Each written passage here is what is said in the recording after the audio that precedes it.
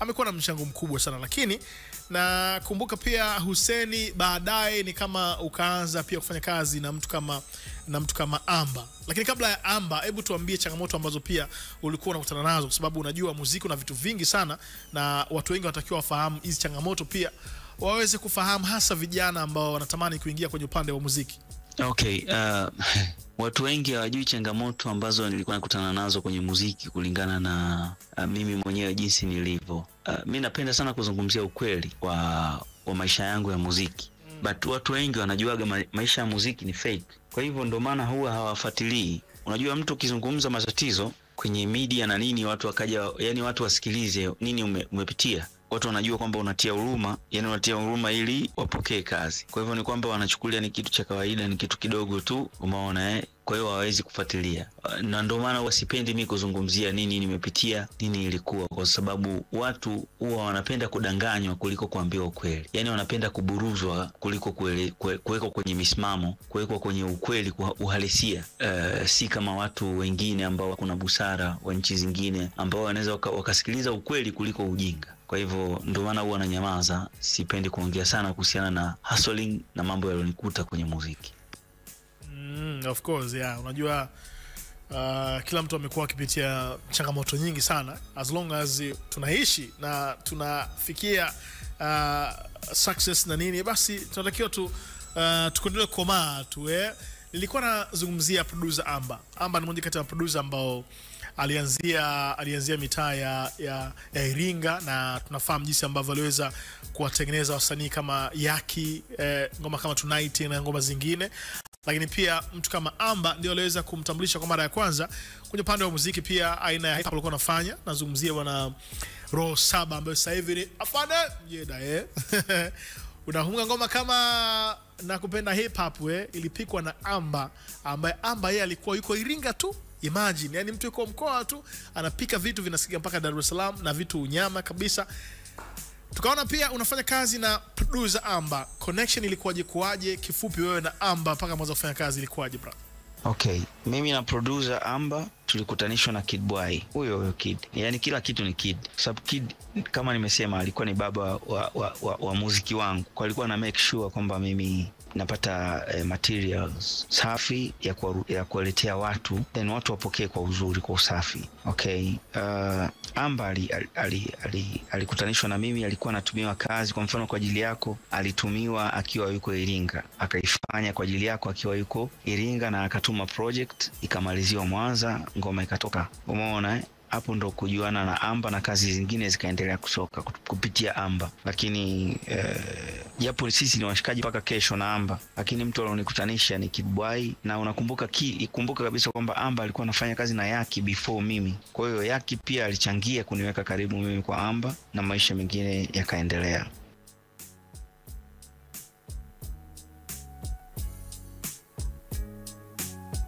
Bane Hussein, umezungumza jambo la msingi sana, jinsi ambavyo connection ambayo ilikuwepo kati ya kwako wewe na producer Amba. Mchongo ulianzia kwa Kid Boy, lakini pia Amba nimemzungumzia hapa. Amba ndio ambaye alikuwa anatengeneza ngoma nyingi kutokea Iringa, na of course ngoma kama Kikao cha Familia au Kikao cha Family cha Rama D ilipikwa pale mitaa ya ABM Records, ndio mitaa ya Iringa, na Amba ndo alikuwa producer. Na amemzungumzia Yaki. Yaki ni moja kati ya rapper ambao wachache ambao walikuwa na aina fulani hivi ya uwasilishaji kwenye upande wa muziki. Sasa hivi Yaki ni moja pia kati ya wafanyakazi wako pale mitaa ya mawasiliano pale kwenye yale majengo mawili pale, jengo moja yupo pale kijana wangu bwana Yaki. Hataki sasa hivi kuonekana bwana, hata interview atakuja kufanya hivi, lakini Yaki ndio alikuwa anafanya kazi na Amba na ndio amemzungumzia hapa. Naomba msikilize kwanza Yaki na hii ngoma ambayo ilipikwa pale na producer Amba, au vipi? Alafu nikirudi bado tupo na Hussein Machozi, kwa sababu sisi ni story na the classic ipo kwa ajili yako. Uyapa anaitwa Yaki na hii ngoma imetengenezwa na Amba, na Amba ndio huyo ambaye amemzungumzia Hussein Machozi. Sasa tukirudi tutaendelea pale ambapo Amba alivyoanza kufanya kazi na Hussein Machozi, ngoma gani ambazo zilianza kupikwa. Lakini hii ni moja kati ya ngoma ambazo ilipikwa na producer Amba, lakini Msanii alikuwa ni Yaki. Imenitokea hilo tukio kama la Hussein Machozi la binti kafia ghetto, basi ningetamani ardhi pasuke nizame. Ndani tuko pamoja. Oya, tuko na Hussein Machozi live kutoka mitaa ya Italy hapa kupitia EFM. Sijajua kwa mitaa gani hivi sasa unasikiliza mastori haya na ngoma kidogo, sawa? Unapiga ngoma alafu napata nafasi ya kusikiliza story ambazo zina ngoma yake ndani yake, si ndio? Rashid Mbegani, Mr. Presenter, ndo in charge ambaye niko hapa kwa ajili yako. Bana, tuchekeche na ngoma ambayo pia ilipikwa na kutoka pale mitaa ya kwa kina Tetemesha. Hii ni project ambayo ilihusisha pia producers wawili, Amba ambaye ulisikiliza kwenye ngoma yake ambayo alimtarishia Yaki inaitwa Jamaa Yangu au vipi, lakini pia ngoma ambayo pia itabidi usikike hapa imetayarishwa pia na Kid Boy na Amba, pia walikuwa wanafanya team up, walikuwa washikaji. Umemsikiza pia bwana Hussein Machozi hizi stories ambavyo zilivyo.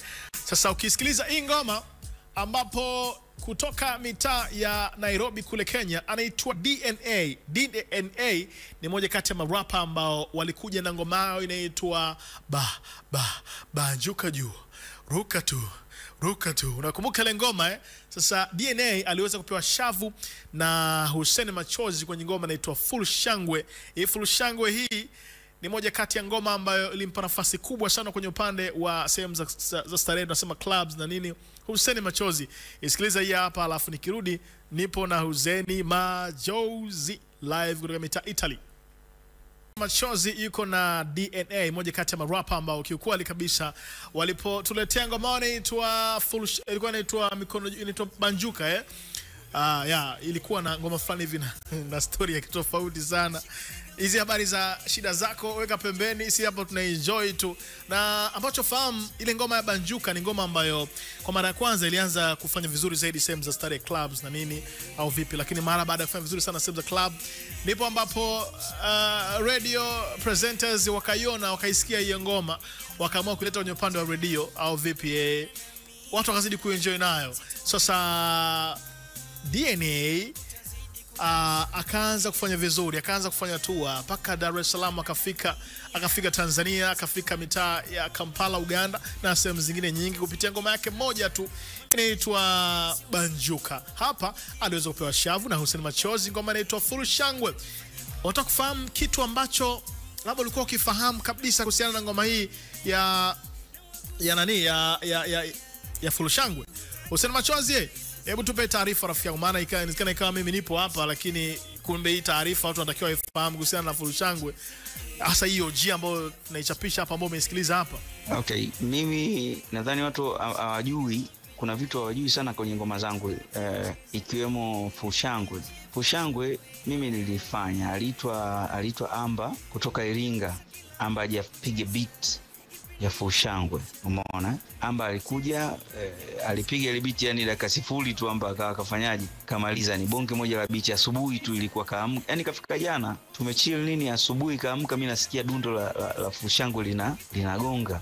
Nikasema hiyo yenyewe basi, nikafanya ile ngoma na nini verse, Kidi akakubali. Sasa tukasema no, hii kwa sababu ni ngoma ya kuchezeka inabidi mtu wa kuchana, na hicho kipindi kilikuwa ni kipindi cha fiesta, na walikuwa wameitwa baadhi ya wasanii kutoka Kenya, wengine sio kutoka wapi, lakini akiwemo DNA alivyokuja Mwanza, Kidi akamselect, akasema huyu naweza nikafanya naye hii ngoma, tunaweza tukafanya naye hii ngoma, akaweka sauti. Basi Kidi alikwenda akaongea na DNA, akajitambulisha nadhani, na kwa sababu alikuwa na bond kidogo, bond ya nadhani ilikuwa hizo interviews, kazi, sababu Kidi ni presenters, kwa hiyo walikuwa wanafahamiana.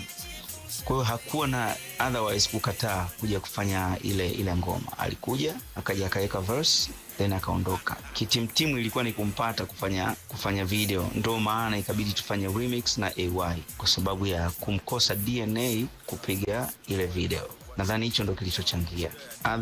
Otherwise ni kwamba hustling, mtu anavyoiona ngoma watu wao wanachukulia poa, but inakuwa ngumu sana, wanangu sio masiara. Wanetwe Taarifa umeisikiliza jinsi ambavyo producer Amba pia amekuwa na mchango kwenye upande wa biashara ya muziki ya Hussein Machozi. Amba au Ambangile Mwanji ndio jina lake halisi kabisa. Ukiingia Instagram ukaandika Ambangile _ alafu Mwanji, utaona sasa hivi Amba rafiki yangu mambo ya upande wa muziki una nini kachacha nayo kabisa, muziki wa Bongo Flava na nini kaachana nayo kabisa. Sasa hivi Amba kamrudia Mungu nasema hivyo kwa lugha ambayo ya kueleweka, si ndio? Ukiingia pia Instagram utaona amekuwa akitoa maneno nini kidogo, watu kama unahisi unasema lost unaweza karudi, yani hivyo. Mshikaji wangu bana Jabiri Saleh amekuwa akipata maneno mengi sana, motivation nini kutoka kwa Amba Ngile, kwa sababu mambo ni mengi.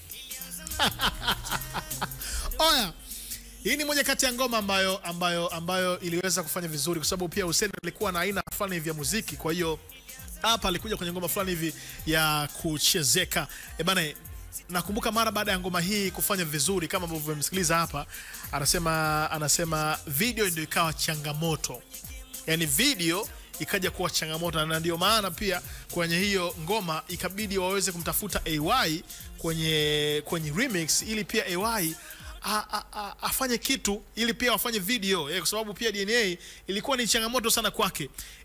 Hebu sikiliza hii hapa remix ambayo pia AY aliweza kupewa shavu na Hussein Machozi mara baada ile OG hapa ikapigwa remix. Nafikiri mimi pia ni moja kati ya shabiki namba 1 wa ngoma hii ya remix kuliko ile OG. Labda wewe unaweza kuniambia kwa upande wako na maoni gani?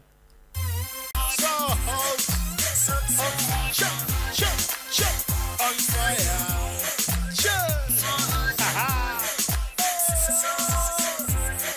Moja kati ya ngoma fulani hivi ambayo pia ilifanya vizuri sana. Hebu niambie pia, nipe maoni yako, niambie kati ya hii hapa remix ambayo AY aliweza kupewa shavu na ile ambayo mwanetu kabisa anaitwa DNA pia aliweza kupewa shavu ile OG. Kwako ipi ilikuwa ni noma? Kwako ipi ni noma mpaka hivi sasa ukisikiliza unaweza kuenjoy na bang au vipi? Kila mtu ana machaguo yake. Mimi kwa upande wangu ni hii. Oya, Ambwene Sa aka Z aka Masa yupo zake mikoani sasa hivi. Yeye yuko na mshikaji wake Chege, yuko na Maadi, wanapiga mitikasi. Safi. Samia Kings, si ndio Wao unajua sio sana kama zamani yale kupiga zile back to back, lakini mapiga muziki fulani hivi na nini kashaji position. Wanetwe, sisi tuko na Hussein Machozi leo kupitia The Classic. Na ndio maana pia nilikwambia wewe kama unaisikiliza EFM najua utakuwa unapata vitu kwa mara ya kwanza kabisa, si ndio? Untold story unazisikiliza hapa. Lakini pia hii story inatokea live kutoka mitaa ya Italy rafiki yangu. Hussein Machozi bado tuko na wewe rafiki yangu. Ni kama vile hii Fullshangwe remix ilienda kuliko ile nyingine ile OG. Wewe maoni yako ni yapi brother? Remix ya Fullshangwe ilionekana kufanya vizuri na kupendwa sana kwa sababu nadhani ya video, kwa sababu ya video nadhani ndo ikaiamsha ile ngoma. Lakini kwa upande wangu mimi zote zilikuwa ni kali tu, but ile remix kwa sababu ilikuwa pia na AY alikuwa wa moto kama hivyo brother, alafu na video ikapush, nadhani ile ndo ikafanya Fullshangwe remix iwe kali kuliko ile ya original. Hapo kama naanza kukuelewa kwa mbali. Unajua wanasemaga ile kwa mbali na kuelewa kwa mbali. Heshima kwa bwana nani wana AY Ambwene Sa Master kwenye hiyo mchongo. Kwa hiyo manake ni kwamba Fullshangwe ni kama ilianza kukufungulia fursa hivi ya kutengeneza mikwanja na nini, kwa sababu muziki tunafanya kama biashara ili pia mkono nini uende sehemu fulani vizuri ili watu waweze kuenjoy. Au unasemaje kwa upande wako bwana Hussein Machozi? Fullshangwe kwamba kusema ilifungua fursa na nini milango, of course yes, kwa sababu iliongeza mileage, yani iliongeza power, iliongeza uthamani kwangu mimi. Lakini milango tu ishafunguka mwanzo. Kumbuka kwamba video ilifanywa na jamaa mmoja anaitwa Medi wa Rwanda. Video ilifanyika sehemu mbili, ilifanyika Rwanda na ikafanyika Zanzibar. na Dar es Salaam. Kwa hivyo ni video ambayo ilichanganya sehemu nyingi na ndio maana ikawa blessed. But kufungua milango ishafunguka tu muda, but iliongeza tu power, iliongeza na uthamani kama mwanamuziki, lakini milango ishafunguka mwanzo. Bana, milango ya fursa kutengeneza mkwanja, shows nini au vipi umaarufu ilianza muda mrefu, lakini kwenye fursa yangu ni kama tunasema iliweza kumpiga teke chura, yani manake ilimpa value zaidi kwenye upande wa muziki wa Hussein Machozi. Asante sana mwanetu kabisa bwana Hussein Machozi kwa hizi taarifa ambazo zinatupa untold story ambazo sisi kwa tuzifahamu, lakini pia inawezekana ikawa watu wengi hawafahamu bwana Hussein Machozi tulimuona mitaa ya Mwanza, lakini baada ya kutokea mitaa ya Mwanza ghafla tukamwona Hussein Machozi yupo zake hapa Dar es Salaam anapiga muziki. Nikajiuliza Hussein Machozi labda atakuwa ameshazingana na Kid Bwai, kaachana na Kid Bwai kaja mitaa ya hapa Dar es Salaam, kaondoka kule Mwanza, au ndo zile mentality wanasema kwamba muziki mpaka uwe Dar es Salaam ndio unaweza ukafanya vizuri. Mimi naona ulifanya fresh kabisa. Au tu tuambie safari yako ya kutoka Mwanza kuja hapa Dar es Salaam ilikuwaje? Nani ulifikia wapi, kwa kina nani? Kwa sababu bana sisi tufahamu washikaji wote wa The Classic. Okay, safari yangu kutoka Mwanza na kuja Dar es Salaam ilifanikiwa kwa asilimia zote, kwa sababu ndo lengo lilikuwa mimi nije Dar es Salaam nifanye muziki. And nilikutana na Yaki kwa sababu mimi nilikuwa najua nakwenda kufanya muziki kwa rafiki yangu, si unajua, lakini kumbe haikuwa hivyo. Nilikutana na ndugu yangu kwa sababu Yaki alikuwa na mama yake wa kufikia ambaye ameolewa na mzee wetu yule baba yake. But yule mzee mimi nilikuwa sijui, of course nimefika pale mimi sielewi. Yule mama alivyoniangalia akanijua, akanitambua mapema, akaona huyu ni mtoto kwetu. Mama akaniuliza, akaniambia huyu ni kutoka wapi? Nikamwambia mimi ni kutoka Manyoni. Sehemu gani? Nikamuelekeza. Basi bi mkubwa akaniambia kumbe niko na ndugu yangu, niko na mwanangu. Ikawa ndio hivyo, mimi nilijua nakwenda nyumbani, kumbe nilikuwa najua nakwenda kwa rafiki yangu, kumbe nimefika nyumbani. Basi maisha yakaendelea, muziki wangu nikaanza kufanya hapo.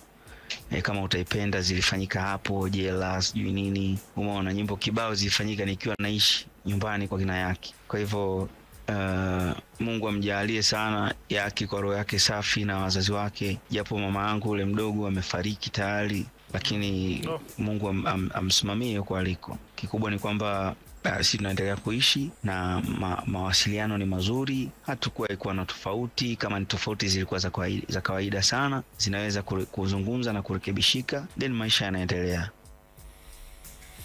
Bana, story ya Hussein Machozi kutoka mitaa Mwanza mpaka Dar es Salaam, alimfuata mshikaji wake Yaki ambaye aliweza kumconnect kupitia Amba producer ambaye alifanya ngoma ya Full Shango ambayo umesikiliza hapa, lakini pia Amba ambaye alikuwa na connection na producer KI to the D Kid Bwai. Nao mwasikiliza hii story hapa. Yes, inatuambia nini? Inatuambia pia ukiishi na watu vizuri mitikasi na kuwa poa kabisa. Lakini akaenda mbali zaidi bwana Hussein Machozi. Alipofika Dar es Salaam mara baada ya kujua kwamba anamfuata mshikaji wake Yaki, kumbe Yaki ni ndugu yake, rafiki yangu kabisa.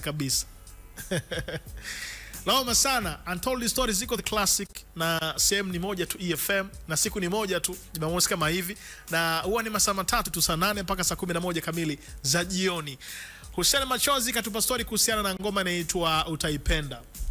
Utaipenda ni moja kati ya ngoma ambayo ilileta story nyingi sana mara baada ya Joh Makini kusema kwamba aliweza kuweka verse yake yeye kwenye ngoma ya Utaipenda kwa heshima tu ya Kid Bwai, au vipi yani Kid Bwai mara baada ya kumuomba bana, sikiliza, kuna kijana wangu hapa anaitwa Hussein Machozi, ni msanii, of course najua ushakutana na ngoma zake, lakini ana ngoma yake hii hapa, ningetamani wewe weke verse. Joh Makini anasema kwamba yeye aliweka verse ile kwa ajili ya kwa heshima ya Kid Bwai. Si mbaya. Kwa sababu sometimes wanasemaga wengine ili ufanikiwe jambo lako unaweza pia ukampitia mtu mwingine. Kwa yule mtu ndio anaweza akakuwekea mgongo kidogo, tunasema akajiweka yeye ndo bondi ili pia jambo lako likamilike. Kwa hiyo heshima pia kwa Joh Makini ambaye aliweza kuweka moja kati ya verse kali sana. Lakini pia utayarishaji wa kichupa ni jamaa anaitwa Adam Juma. Adam Juma ni moja kati ya madirector ambao wanamchanga kwenye upande wa muziki wa Bongo Flava kwa kuhakikisha kwamba vijana wanang'aa sana sana sana sana. Of course tumekuwa tukimpa maua yake, mimi pia nazidi kumpa maua yake Adam Juma kwa mchango wake kwenye upande wa muziki wa Bongo Flava. Utaipenda ni ngoma ambayo pia iliweza kumleta Mboto. Huyu Mboto ni moja kati ya waigizaji ambao of course tunafahamu ni wachekeshaji na utakumbuka Mboto kwa mara ya kwanza sisi tulimuona kwenye upande wa muziki wa Bongo Flava kwenye Kichupa, ilikuwa ni video ya Jina Kapuni ya kwake Bayo yuko na Hussein Machozi, na kutoka mitaa Morogoro anaitwa Koba, MC Koba. Kweli kwenye miti mingi kuna wanaga. Oh yeah, Jina Kapuni simtaji. Of course Mboto mara baada hapo tukaja kumwona Mboto kwenye ngoma inaitwa Iveta yes, Iveta ambayo pia ilifanyika na Adam Juma huyo, na tunafahamu msanii alikuwa ni Sajina. Kwa hiyo ni kama vile Mboto aliweza kutumika kidogo kwa washikaji hawa ambao rotation yake ilikuwa ni kutokea kwa Kid Boy, kwa sababu pia Bayo pia alikuwa anafanya kazi na Kid Boy. Hata ile of course Jina Kapuni ilitengenezwa na Kid Boy. Isikilize hapa inaitwa Utaipenda, alafu nikirudi niko na Hussein Machozi leo kupitia The Classic. Ni mastori alafu ngoma tunaenjoy tu tena, na ukampa nafasi kwa mara nyingine tena. Hussein Machozi upo zake mitaa Italy huko au vipi bwana, anapiga mitikasi yake na maisha yake na nini. Hii ngoma wakati natoka kwa ajili yako, unakumbuka ulikuwa wapi kipindi kile? Umeshafahamu sijui na ulikuwa unapiga mitikasi gani? Unaweza kuniambia pia kwa sababu ni fresh. Unaweza kuniambia bana Begani, hii ngoma wakati natoka ni kwa mita fulani hivi napiga mitikasi mingine na nini. Heshima sana tumpe Kid Boy. Naomba nikwambie tena mara nyingine, Kid Boy ndio ambaye aliweza kutuaminisha kwamba wasanii wa muziki sio tu kutokea mitaa Dar es Salaam, hata pia nje ya Dar es Salaam wanafanya vizuri kabisa, kama ambavyo aliweza kumleta Hussein Machozi na wasanii wengine wengi kina Baraka na Prince au sio kina Sam Madini Tetemesha, kina Sajina na wengine wote ambao walishapita pale mitaa ya Tetemesha Records.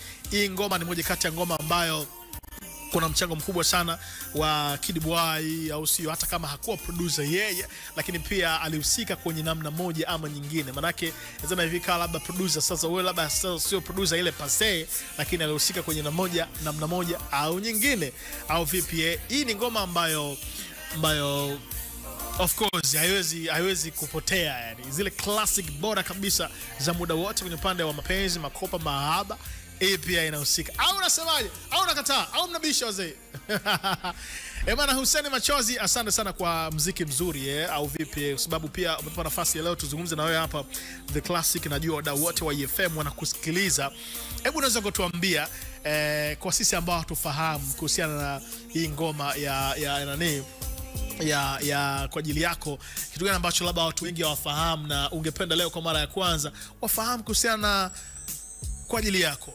Ukamilishaji wa project ya kwa ajili yako ni kitu ambacho watu nadhani hawajawahi kukisikia. Ni kwamba alikuja Bushoke Mwanza. Bushoke alipofika Mwanza, Bushoke alirekodi kama tangazo kwa Kid. Umeona, japo haikuwa quality kama vile ambavyo imekuwa, lakini ilikuwa ni kama tangazo. Sasa alivyoondoka Kid, kama ni as I told you, Kid alikuwa anacheza kama mzee wangu kwenye muziki, kama baba. Kwa hiyo alikuwa anahakikisha kila kizuri lazima nipite nacho mimi. Umeona, kwa hivyo Kid lile tangazo akanipa, ilikuwa ni kidogo tu, yani ameimba kidogo tu Bushoke. Najua hiki ndio kipindi ukipendacho, sijui uko na rafiki nini, ongeza sauti ya radio umo. Sasa Kid akaja akaniambia, Hussein, unaweza ukaifanya hii ikawa ngoma. Niliposikiliza vile ilikuwa ni ngumu sana, kwa sababu Bushoke alivyoimba ilikuwa kidogo ni kama tangazo, alafu utata pia ni kubadilisha ikawa ngoma, kwamba tuifanye ikawa ngoma ya mapenzi. Japo ukisikiliza kutoka pale kwenye mwanzo na kuna sehemu uwezi ukasema kwamba hii ni ngoma ya mapenzi. Hapo ndipo alipoishia Bushoke, alafu mimi nikaanzia pale kumleta mwanamke, kumtengeneza aimbie mwanamke. Kwa hivyo ile ngoma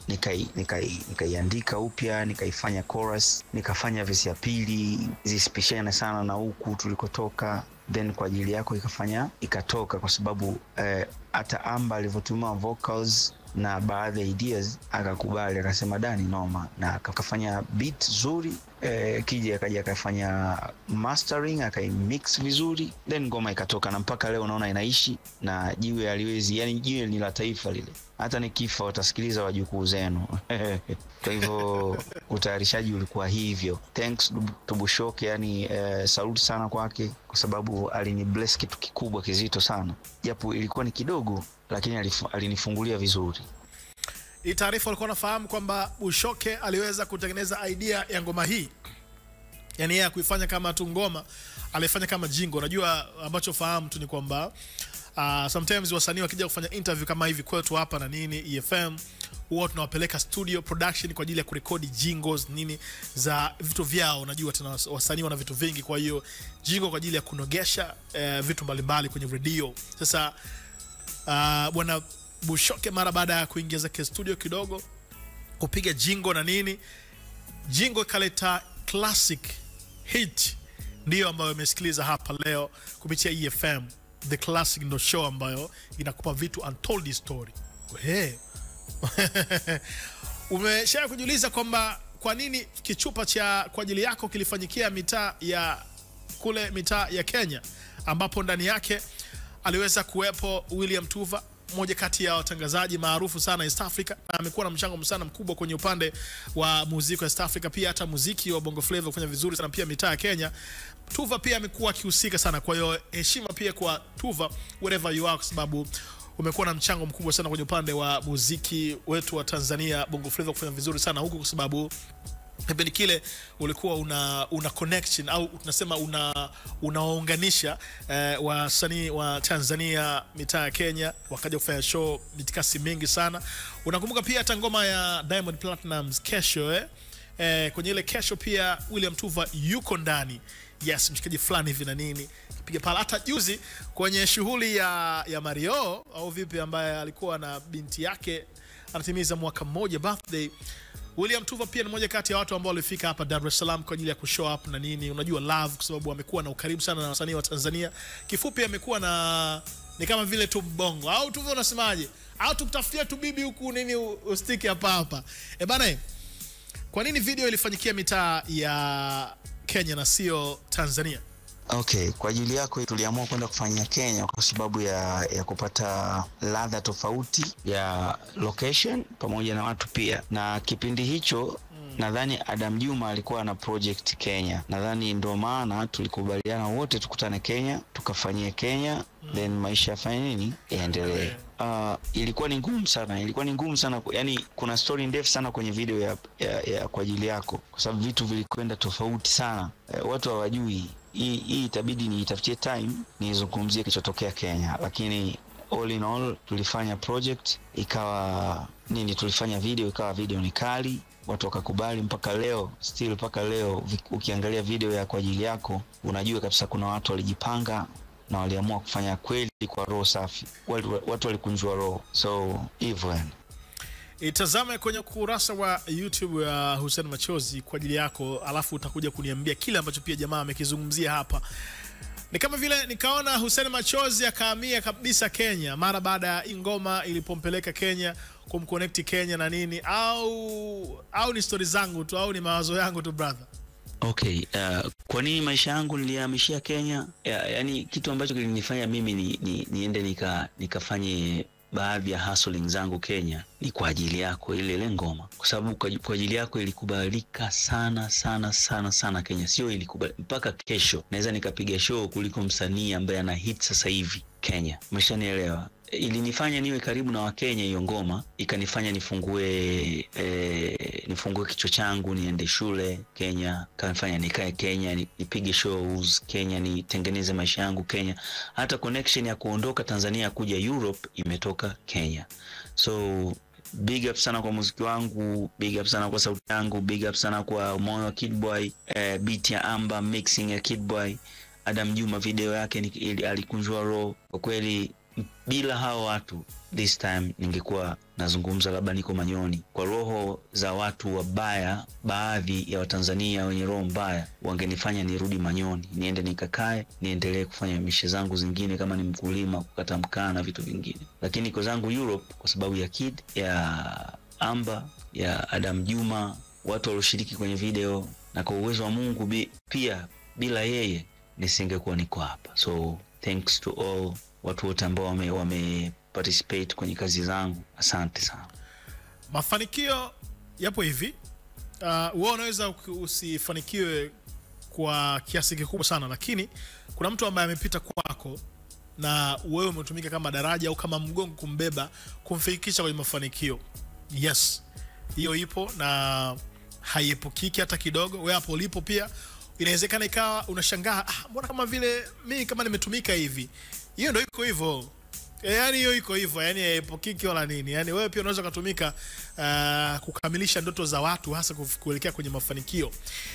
Hussein Machozi hawezi kuacha kuwashukuru mtu kama Kid Bwai, Amba, producer ambaye hivi sasa ameamua kugeukia maisha mengine kabisa, maisha ya kiroho au vipi, anapiga mitikasi yake. Ukiingia Instagram nimekuambia ukaandika Ambangile_Mbwanji utamuona jinsi ambavyo amekuwa akitoa taarifa nyingi sana, motivation na nini. Nilikwambia kwamba Jabiri Saleh mshikaji wangu amekuwa akimfuatilia sana Amba na amekuwa akipata masomo mbalimbali kutoka kwa Amba na amekuwa akiandika mpaka notes.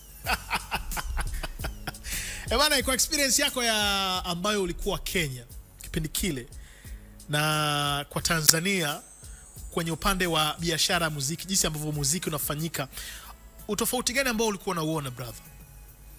Okay, tofauti ya ufanyaji wa kazi wa muziki, wa biashara ya muziki kwa Kenya na Tanzania ni vitu viwili yani tofauti. Sisi tunachukulia muziki ni kitu fulani tu cha kawaida, kwa sababu mafanikio tunaamini atapata mtu mmoja ama wawili kwenye muziki. Lakini Kenya hakuna ujanja huo. Yani muziki wako, talent yako ndio inayokubeba. Yani hata muwe 20, basi kila mtu atakula ule mkate kulingana na kile ambacho amekifanya. Sio janja kwetu. Yani wewe unaweza ukafanya muziki, huwezi kuamini mpaka sasa hivi mimi kuna baadhi ya accounts za yani zinamiliki kazi zangu mpaka sasa hivi. Na kila nikifanya harakati nifunguliwe kazi zangu nimiliki mimi, huwa kuna utata mkubwa sana. Yani sio kitu rahisi. Okay. Umeona kiukweli ni kwamba Kenya tuko Kenya wako unajua mpaka nataka nijiite na mimi Mkenya, kwa sababu mimi ni mtu safi kama walivyo wa Kenya.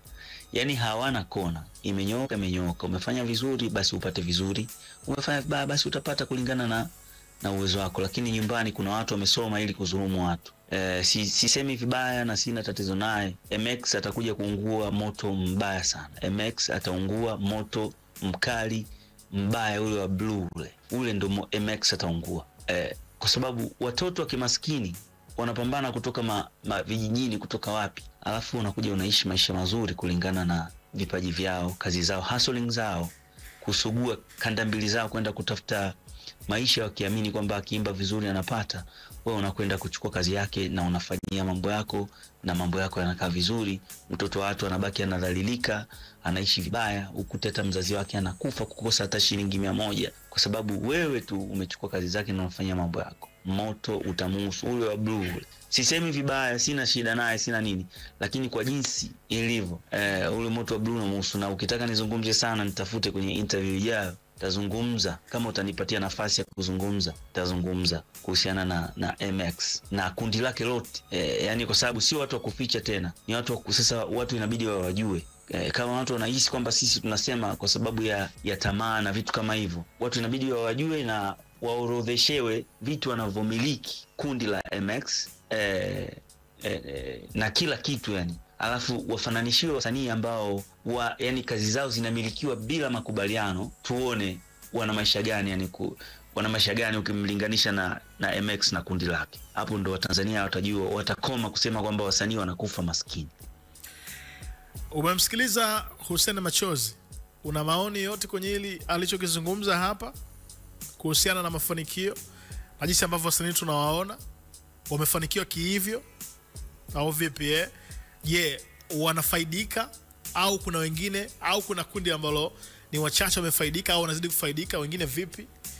Hussein Machozi ni moja kati ya wakali ambao wapo kwenye muziki kwa muda mrefu kidogo, na sio kwamba kaacha muziki, hapana. Leo kwa mara ya kwanza, kama ulikuwa hujasikiliza ngoma yake mpya inaitwa Sina Habari, utasikiliza hapa. Ilitoka muda mrefu kama wiki 2 hivi, kwa pia utapata nafasi ya kusikiliza hapa na ataizungumzia pia yeye mwenyewe.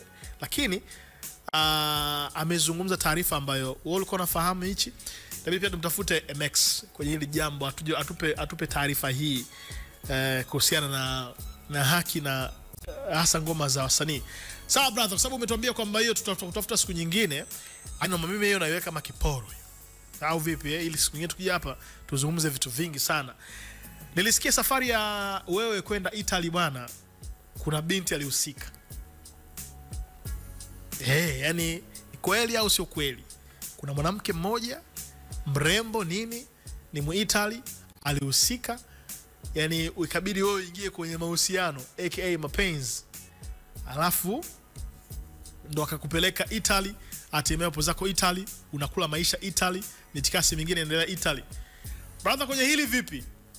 Safari yangu ya maisha kutoka Tanzania, kutoka Afrika kuja Italy, basi ni Mwenyezi Mungu tu aliamua kunyosha, kufungua, kwa sababu of course mimi ni Muislamu na nilikuwa namuomba sana Mungu anionyeshe njia kabla watu hawajaanza kunicheka, kunizomea, labda nikaingia kwenye madawa kulevya nikawa mlevi. Nilikuwa namuomba Mungu sana anionyeshe njia mapema ili nisije nikadhalilika, kwa sababu nimeshadhalilika sana nikiwa mtoto mdogo. Kwa hivyo sikuwa na haki tena ya kudhalilika nikiwa nimekuwa mkubwa. So ndimuomba Mungu sana, na cause nilipata nafasi ya kuja Europe kwa sababu ya shule na maisha mengine yakaendelea. Of course huwa sipendi sana kusemea mambo kwa sababu watu wengi wanajua mtu akija Europe ameletwa na mwanamke.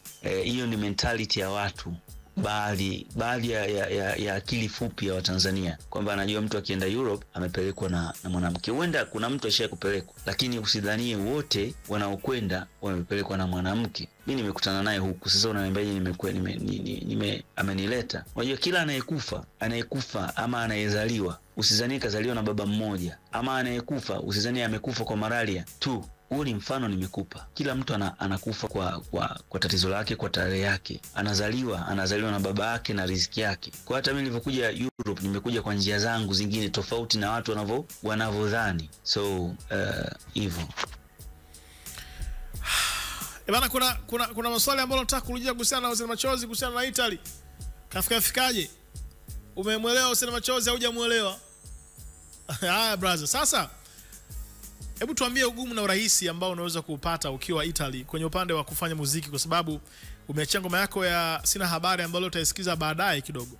Kwa upande mmoja ni ngumu na kwa upande mmoja ni rahisi pia kufanya kazi nikiwa nje ya Tanzania. Kwa mfano, urahisi ni kwamba naweza nikatenga muda wangu ninaotaka. Yani inakuwa sijajifunga kwamba lazima uwapa muda niende studio. Yani kwamba muda wote naweza nikaingia studio kwa sababu ninayo nyumbani, naingia muda wote studio. Yani sio kwamba nisafiri niendeshe gari niende studio kwa producer nikakeshe. No, yani nafungua tu mlango naingia studio natoka. Kwa hivyo kwa upande mmoja kwangu ni rahisi. Upande wa pili ambao ni mgumu sasa, nakuwa niko mbali na mazoea. Mbali na mazoea kwa maana producers, watu wangu ambao nimewazoea, watu ambao wanafanya muziki ambao wanaweza wakaproduce kazi zangu vizuri, nakuwa niko nao mbali. Yani nakuwa sina ushirikiano kwa muda ambao nakuwa niko studio. Kwa ni ngumu sana pia, alafu pia hata kama nimeshafanya kurelease wimbo inakuwa ni vigumu sana kwa upande wangu. Kwa sababu kwanza nakuwa niko mbali, mpaka ni communicate na watu, bwana fanya hivi, fanya vile. Japo hata nikiwa Tanzania inakuwa sio rahisi pia kwa kipindi hiki, kwa sababu muziki umegeuka. Kwa hivyo ugumu unaongezeka mara mbili. Mimi huwa sisikilizi muziki kwa sababu nishindane na mtu ama sijui nipambane na nani. Mimi nasikiliza muziki, kama nitasikiliza muziki basi nisikilize muziki ni enjoy. Yani ni enjoy muziki. Sitaki kushindana. Sisikilizi muziki wala kufanya muziki ili kushindana na mtu. Hiyo level nimeshapita, kwa sababu kama makubwa kwenye muziki nimeshayafanya. Sasa hivi ni ku maintain na kufanya muziki za hobby, lakini sio kusema kwamba kwa ajili ya mashindano nishindane na nani. Kwenye ushindani sipo, lakini kwa sababu najua sana kuimba, mashabiki wanaweza wakaniweka kwenye ushindani kwa sababu ngoma ninazofanya ni kali. Ila mimi mwenyewe sitamani kuingia kwenye mashindano na wala sihisi kuingia kwenye mashindano, kwa sababu kwa mfano nikiingia kwenye mashindano ina maana nikafanya show nilipo hela. Kwa mfano sasa hivi promoter atanilipa shilingi ngapi niridhike, yani kwamba promoter amenilipa pesa. Itakuwa ni vichekesho. Kwa hiyo nafanya muziki kwa sababu tu napenda na nasikiliza muziki wa Kitanzania. Napenda kwa sababu napenda lugha yangu, napenda muziki wangu, napenda watu wangu, hivyo basi. Hebu tupe taarifa kidogo. Sasa hivi unawezaje sasa kufanya huu muziki kwa kutokea Italy moja kwa moja huko, kwa sababu bado kumekuwa na changamoto pia. Kuna wasanii wengine wakiendaga pia nje ya nchi, hatuwaoni wakipiga muziki kiivo, mtu kama Kemikali kidogo kimya. Yeah, mimi naweza kufanya music nikiwa niko Italy, niko Europe, kwa sababu kwanza nimefungua studio nyumbani kwangu. Nafanya recordings mwenyewe na projects zote ambazo zimetoka nikiwa niko Europe nimefanya mwenyewe, producer nikiwa mwenyewe, but bado sijaliamini sana sikio langu, sijaamini sana mixing yangu. Kwa hivyo huwa nafanya kazi na producer Daydream, yuko Mwanza. Day huwa anahakiki kazi zangu, na kama kuna tatizo basi anaanza upya hiyo project, lakini tuko pamoja sana, tunashirikiana. So mimi naweza nikafanya muziki nikiwa Italy tena proper, lakini ni mentality ya watu kwamba mtu anapokuwa hayuko Tanzania, yuko mbali na Tanzania, hawezi akafanya muziki. Hiyo imetengenezwa na baadhi ya medias, baadhi ya watangazaji, kwamba mtu hawezi kufanya muziki akiwa yuko mbali na, yani yuko nje ya mipaka ya Tanzania. But dunia ni kisani sasa hivi, watu wanaweza wakafanya project hata watu wakiwa mbali pia, na kazi zikawa kazi. Umeona bana? So kwa upande wangu mimi inawezekana. Mbona ngoma zinatoka kali, hakuna shida. Kwa nini nikimchukua msafiri akaja Europe akaja akapiga chupa, kazi haiendi? Si inaenda? Ama nikipata nafasi nikirudi nyumbani msafiri akapiga chupa, kazi si inaenda? Promotion ni kumlipa mtu, kumwajiri afanye kazi yake, mambo yanaenda. Siku hizi vitu vinakwenda kwenye kiganja, si lazima uende ukamlilie mtu utubu kwa mtu, nisaidie. No, kutubu. Mtu akizingua basi kila mtu anapita njia yake, anafanya maisha yake. Hamna kutubu wala kuombana sasa hivi kila kitu kiko nje. Anaitwa Hussein Machozi, mimi ni Rashid Mbegani, Mr. Presenter. Nikivuta pumzi itakuwa fresh, alafu tukirudi tutakuja kutambulisha ngoma mpya ya Hussein Machozi inaitwa Sina Habari. Video ni Hussein ni bwana Traveler aka Msafiri. Vuta pumzi kidogo.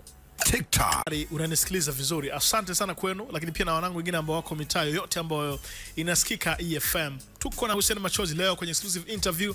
Tumempa nafasi na unazidi kumsikiliza na mastori yake mengi sana. Nilikwambia kwamba Hussein Machozi ana ngoma yake inaitwa Sina Habari. Ngoma fulani hivi ambayo haina hata wiki 2-3 na nini yangu imetoka, na alikuja hapa Dar es Salaam kupiga chupa.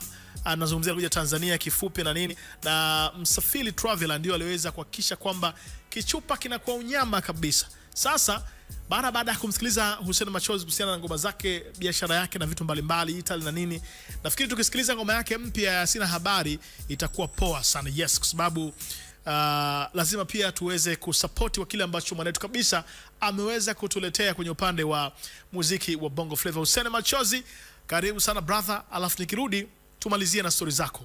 Hapa leo kupitia The Classic ya EFM, Mr. Presenter ndo niko hewani hivi sasa. Anaitwa Basaga MP4 Jazz Band, yuko mitaa fulani hivi ya Sinza pale. Anasema sauti ziko juu, anasikiliza The Classic, mastori mengi sana ya Hussein Machozi, na ananiambia bwana Mbegani, mimi hapa kiukweli kabisa, mimi ukiniambia kuhusiana na Hussein Machozi, anasema playlist bora kabisa ya Hussein Machozi ni Kafia Ghetto, unanifaa nieleze kwa ajili yako na utaipenda. Haina noma. Wewe pia unaweza kuniambia ni ngoma gani ambayo ni ngoma gani ambazo unazimia za Hussein Machozi. Hii hapa ni ngoma yake mpya inaitwa Sina Habari. Hatuna habari washikaji zetu, tuko hapa na nini, mapenzi inamteka kijana wetu bana kutoka mitaa Italy, Hussein Machozi. Ukiingia kwenye kurasa wake wa YouTube, unazungumzia account yake ya YouTube, utakutana pia na hii video, utaicheki. Pia TV wamekuwa wakichapisha hapa Sina Habari, kwa hiyo fresh, imetengenezwa na Msafiri aka bwana Traveler. Brother, tuzungumzie kuhusiana na Sina Habari kidogo, au tuzungumzie kuhusiana ni ngoma tayari chaipiga? Haina noma. Sasa hebu tuambie kwa experience yako ukiwa huko kwa mitaa Italy. Unajua kuna kitu ambacho mimi nakuwa najiuliza mara nyingi sana. Hatuoni sana wasanii kutoka Tanzania wakipata nafasi ya kuperform, yani wasanii wengi ataenda mmoja tu au wawili na nini, lakini hatuoni yani wasanii wengi wakipata nafasi ya kuperform kwenye majukwaa Ulaya kwa mfano kama Italy tu hapa. Hivi kuna show ambayo ushaonaga msanii ka perform Italy kwa Bongo Flava? Kwa sababu uko Italy, hebu tuambie kuhusiana na hii experience ulionayo hivi. Kwa Kwa experience yako ambayo unayo brother, hebu tupe maoni yako. Huku sio kwamba kuna wasanii wengi hivyo ambao wanaishi Italy ama Europe. Umeona na sio kitu rahisi kama hivyo mnavyodhania, yani kwamba mtu anaweza akaorganize, kwa sababu huku kila mtu yuko busy, kila mtu yuko na kazi. Of course maisha ya Europe sio kama ya kwetu Afrika, kwa sababu watu wamezoea kusema kwamba mtu anaweza kaorganize watu wakaja kwenye show na nini bata. Huku mzee hakuna bata hivyo kienyeji. Yaani bata huku sijui kueleze nini. Watu wanafanya kazi, watu wako busy, watu hawana muda wa kupoteza kabisa. Of course mimi nimeshahudhuria baadhi ya shows za embassy, ubalozini. Yaani show ya kiserikali kiasi kwamba watu inabidi tu waende. Lakini sio hivyo kama mnavyodhania kwamba mtu anaweza kaorganize show na watu wakatoka maeneo huku na huku kwenda. Mzee watu wako busy ile mbaya, wanapiga kazi japo hawasemi. Unajua mtu akishasikia mtu yuko Europe anahisi kwamba kule kuna bata, anaweza katoka akafanya vile akafanya hivi. Mzee huku watu wanafanya kazi, hawana muda wa kupoteza hata dakika 2. Umeona kiasi kwamba unaweza kaisema tu mtu anaorganize show na watu wanakuja. Unaweza kaorganize ukapiga show mwenyewe. Kwa sababu watu wako busy, na sio kwamba hawapendi, wanapenda kuja, lakini hayo maisha sio hivyo kama watu wanavyodhani mzee. Kwa soko la Bongo Flava kupenya Italy sio kitu cha mchezo pia, kwa sababu huku wenzetu wako mbele, sio ujanja kama sisi. Na ndio maana sehemu za kijanja zote Bongo Flava imepenya, lakini Bongo Flava haiwezi kupenya sehemu ambako hakuna ujanja. Yaani ambako watu hawaendi kimagumashi. Huku watu waendi kimagumashi, watu wanaenda wamenyooka. Kwa hivyo ukimleta mtu ambaye kidogo anakuwa na magumashi hawezi kutoboa. Na ndio muziki wetu una magumashi ya hivyo yani. Umeona, kwa hiyo inahitaji kazi kubwa, inahitaji watu wanyooke, inahitaji ukweli, sio ujanja ambao watu mmeuzoea. Umeona, ndio muziki unaweza ukasogea, lakini kwa ujanja uongo hatuwezi kwenda mahali kwenye nchi za watu ambazo zimeendelea na hazina kona. Haiwezekani yani, hamna. Bana, Hussein umemsikiliza, kuna jambo ambalo unataka kuongezea wewe upende wako mara baada ya kumsikiliza Hussein? Sawa. Hussein, kuna story moja ambayo nimesikia, nikasema nikija hapa kuongea na wewe itabidi uje kutupa taarifa. Inasemekana kwamba QJ amefanya project mpya, mradi mpya au ngoma mpya, na wewe ndio ambaye umehusika kukamilisha hiyo ngoma. Nazungumzia upande wa kulipia. Tupe taarifa kuhusiana na hii ya QJ. Kuna ukweli wowote au ni story tu za mtaani? Ukweli kuhusu QJ sio video tu, kuanzia audio mpaka video. Kitu ambacho pia mimi mwenyewe na feel proud kumsaidia mtu ambaye namjua, mtu ambaye anahitaji msaada pia. QJ anawahitaji wa Tanzania, QJ anahitaji msaada wa Tanzania wote, sio Hussein tu. Kikubwa ni kwamba kilichofanyika ni kwamba QJ amepata msaada kwa watu watatu. QJ amepata msaada kutoka kwa T-Touch, ambaye ndo producer wa ngoma. Amepata msaada kutoka kwangu kwa Hussein Machozi, ambaye nimesababisha kila kitu kwa upande wa finance.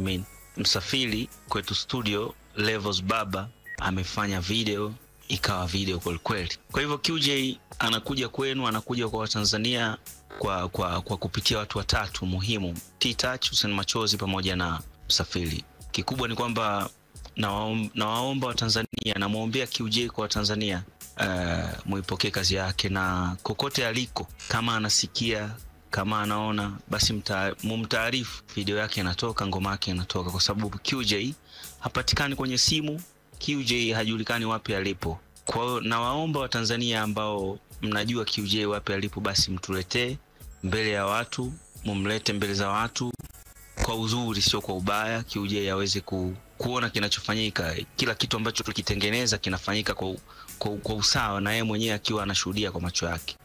Na waombeni mnitafutie QJ wapi alipo, wapi anapopatikana, mumpe taarifa ngoma yake inatoka. Ngoma yake sasa inatoka. Nasikia uchungu sana kusema hivi kwa sababu QJ simpati, hapatikani wapi? Yani sijui wapi nimpate, sijui wapi tumpate QJ ili tuweze kuendelea na project. But kwa msaada wa Tanzania na wasamaria wema na watu wanaopenda kuwasaidia watu, najua watamleta QJ na kila kitu kitakaa sawa. But nawaomba wa Tanzania mumpokee, hata kama hapatikani, haonekani, basi mumpokee, kwa sababu ngoma ni kali, sio itakuwa ni kali kwa sababu naijua, na video ni kali kwa uwezo wetu ambapo tulipojifikia, kwa sababu mtu anajikuna pale anapo mkono unapofikia. Kwa hivyo sisi tumejitahidi, basi tunawaomba na Watanzania mumpokee kwa sababu QJ anawahitaji. Ni hivyo tu, kweli QJ imefanyika ngoma yake, na ngoma ya QJ itatoka sio muda mrefu. Ukweli ni huo. Bana, ombi toka kwa Hussein Machozi kuja kwako wewe msikilizaji ambaye umekuwa ukisupport muziki wa Bongo Flava na wasanii wake kwa ujumla. QJ muda si mrefu ataachia jambo lake, na ambalo aliyefinance hilo jambo ni Hussein Machozi, kijana kutoka mitaa ya Italy ambaye safari yake ilianzia Mwanza, japokuwa kwao ni mitaa fulani vya Manyoni pale. Kama umetoka Dodoma, Manyoni pale afu unaelekea Singida au Itigi, unachagua uende Itigi au Singida, pale pale Manyoni. Tuko na kijana wenu jamani hapa anazungumza. Bana, kitu gani kingine ambacho watu wafahamu kuhusiana na QJ? Labda inawezekana pia ikawa wadau mbalimbali wa muziki wa Tanzania pia wanahitaji kufahamu kama kuna support yote wanaweza kaweka. Sio tu presenters sisi tutapiga ngoma haina noma, lakini pia kuna watu wengine pia labda wanataka kumsupport QJ, kwa sababu wewe umesema umekuwa naye, ndio maana pia hakikisha kuinvest mkwanja wako kwenye jambo lake. Kitu kingine ambacho Watanzania wanatakiwa kujua ni kwamba QJ is not okay. Yani sio kwamba kiafya sijui nini, no. Mchizi anawahitaji Watanzania kama nilivyotanguliza hapo mbele, kwamba QJ anahitaji support na vitu vingine, kwa sababu muziki, si tunajua siku zote muziki una stress sana ndugu zangu. So tunafahamu muziki una stress, na stress Watanzania ndio wanatupa sisi stress. Yani wabongo nyie ndio mnatupaga sisi stress.